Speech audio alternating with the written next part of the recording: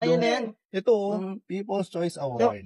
sa pinahabang salita ano ka daw? Sa lahat ng, Pinakamakulit. sa mga may sa lubong araw, lahat daw, lahat mo raw miningit yan. Totoo ba ito? Ayun, guys.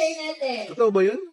Palangiti talaga siya. Hindi. Totoo naman talaga, palangiti po si Jemel. So, dito sa experience mo na yan, Jemel, ano yung natutunan mo?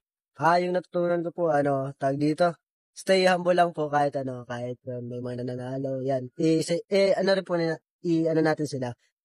Congrats po natin yung mga nanalo dito sa palarong ito. Ayun, no? Gusto ko kay Jemel. Napaka-sport, no? Napaka-sport.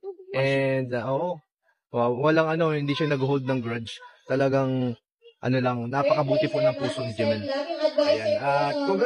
Congratulations pa rin, Jemel, dahil ginawa mo yung best mo. Yes, guys. Yan lang naman talaga ang dapat mong gawin. Gawin mo yung best mo and wala kang pagsisisihan sa uli. Ayan. Ayan, guys. Yun.